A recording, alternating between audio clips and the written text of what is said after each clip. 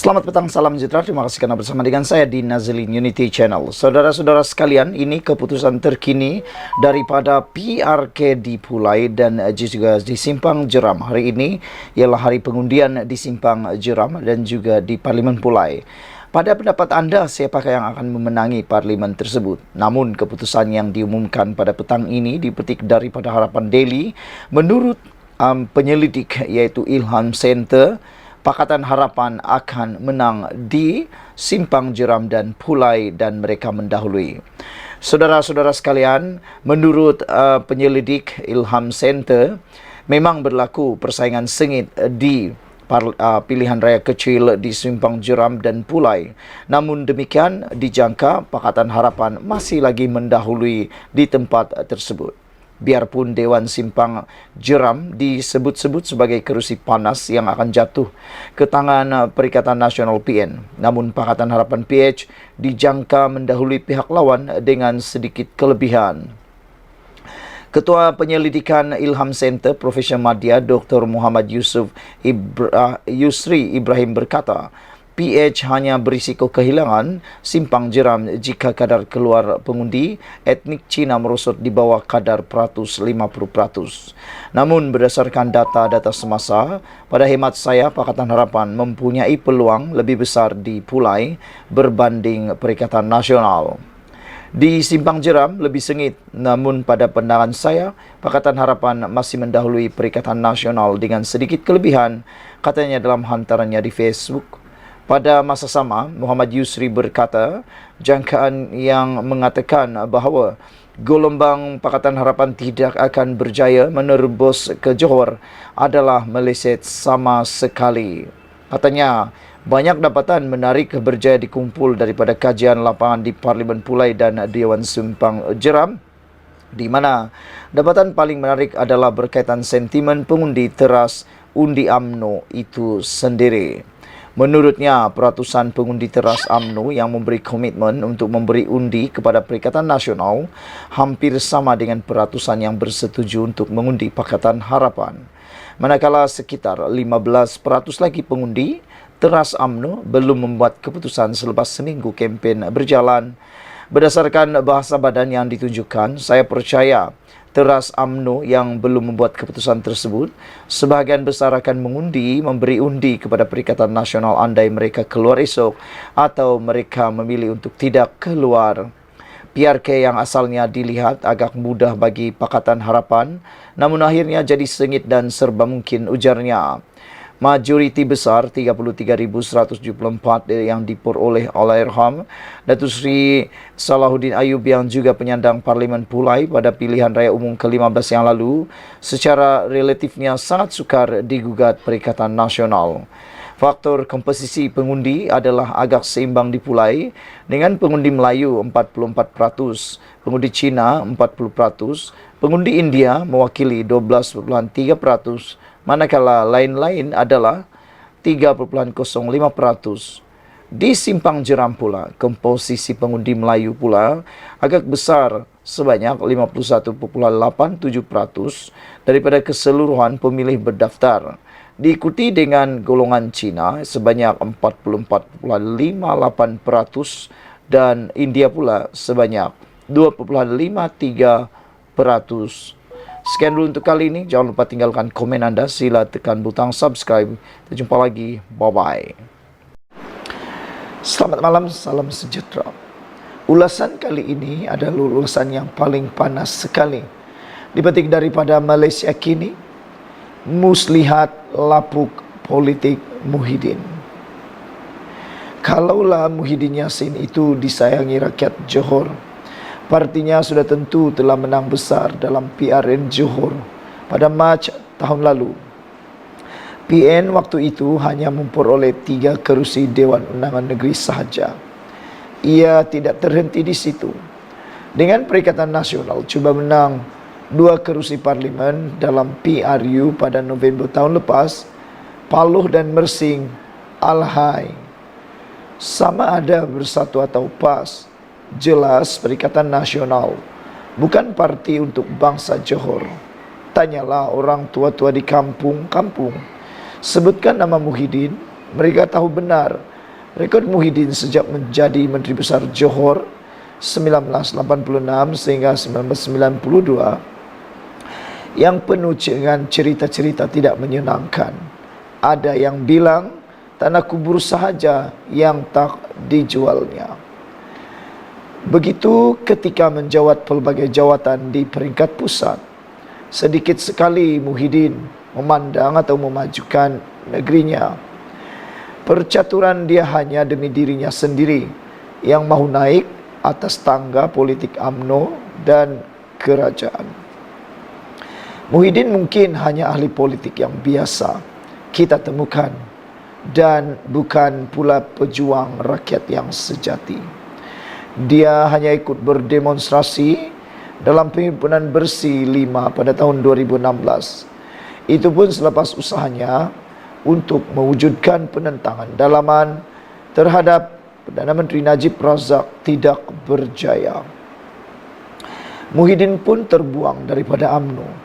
Dia bersama Dr. Mahathir yang senasib pun datang menyembah parti-parti pembangkang yang waktu itu masih dikenali sebagai Pakatan Rakyat. Kini nama rasminya ialah Pakatan Harapan. Mereka terhege-hege mahu ikut dalam perlawanan menentang Najib. Sehingga dalam PRU 2018, Muhyiddin bertanding dengan tiket dan logo keramat PKR. Dalam PRU itulah UMNO BN buat pertama kali kalah sebagai sebuah kerajaan. Dari sana pelan-pelan wajah sebenar Muhyiddin muncul, iaitu wajah seorang pengkhianat. Nafsunya untuk menjadi Perdana Menteri yang membuak-buak tidak dapat disorok-sorok lagi. Sejarah hitam demonstrasi demokrasi Malaysia lantas dilakarnya dalam apa yang rakyat ingat sebagai langkah Sheraton pada Februari tahun 2020. Kumpulan Muhyiddin mula memainkan naratif konon Anwar tak sabar untuk menjadi Perdana Menteri. Mereka cuba memadamkan perjanjian mereka sendiri untuk menerima Anwar sebagai Perdana Menteri selepas setahun setengah Mahathir diberi peluang kali kedua menjadi Perdana Menteri. Sejak dalam UMNO, dalam hati Muhyiddin sebenarnya amat girang apabila setiap kali ada pemimpin yang lebih tinggi darinya digulingkan. Setiap yang jatuh secara langsung memberi peluang untuk Muhyiddin naik setangga lagi untuk mencapai kemercu kuasa. Sebab itulah dia tidak bersama atau menyokong Anwar ketika Anwar dipecat oleh Mahathir pada tahun 1998. Kalau Anwar kekal di dalam UMNO, peluang Muhyiddin untuk segera menjadi Presiden UMNO dan Perdana Menteri pasti lebih rumit, dengan perlu melepasi seorang yang jauh lebih popular serta berkarisma berbanding dirinya.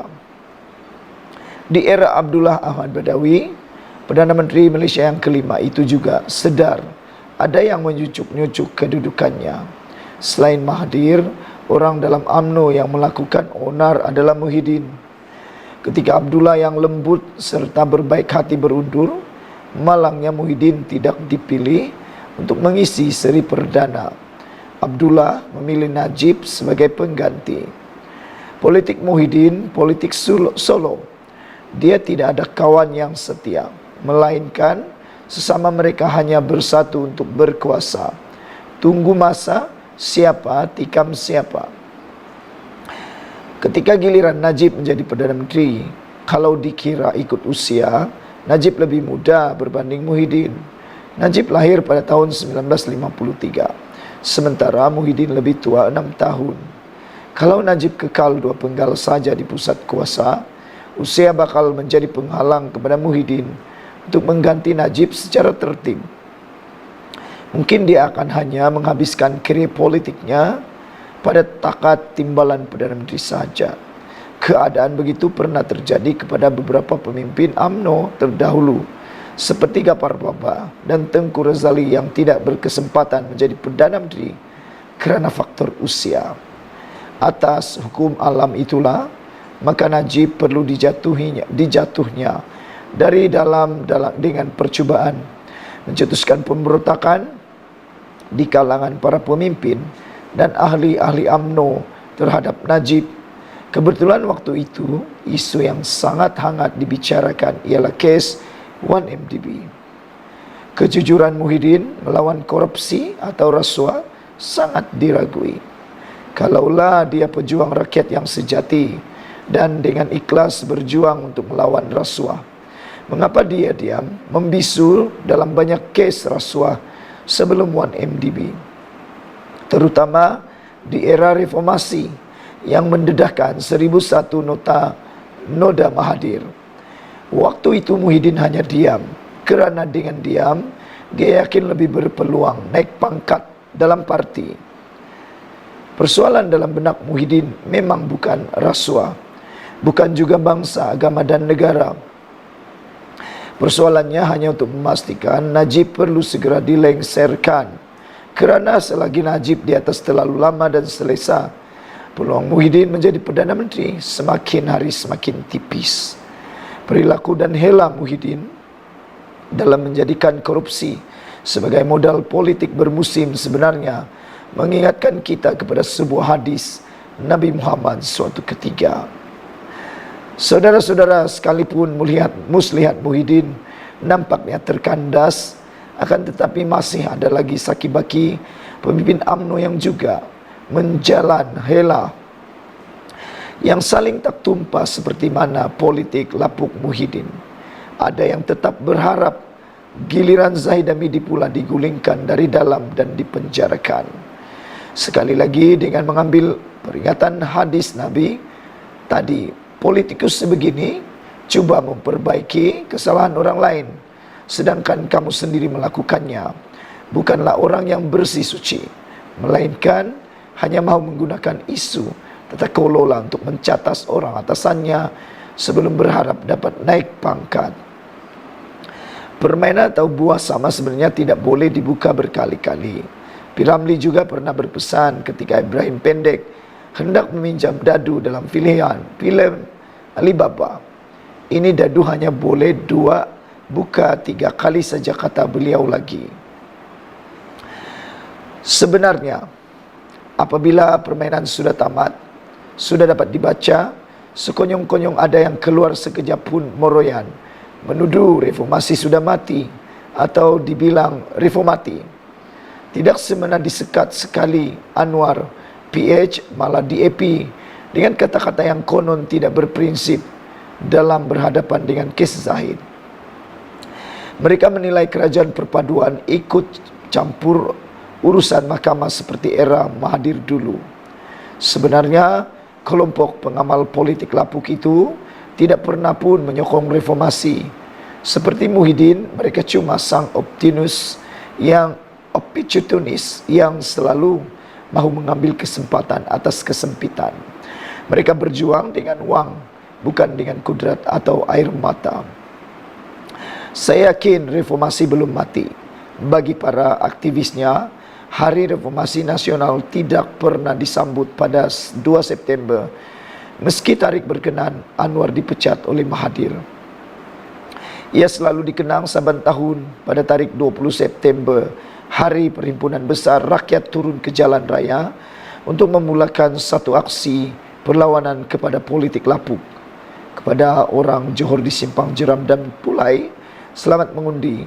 Bersepakat kita bertambah kuat, bersekutu kita bertambah padu. Ditulis oleh Hasmi Hashim atau turut dikenali sebagai Budi Hikayat. Ialah seorang penulis lirik. Tulisan ini tidak semestinya mencerminkan pendirian Malaysia kini dan juga admin Nazilin Unity. Sekian dulu untuk kali ini. Jangan lupa tinggalkan komen anda. Muslihat lapuk politik Muhyiddin. Bye-bye.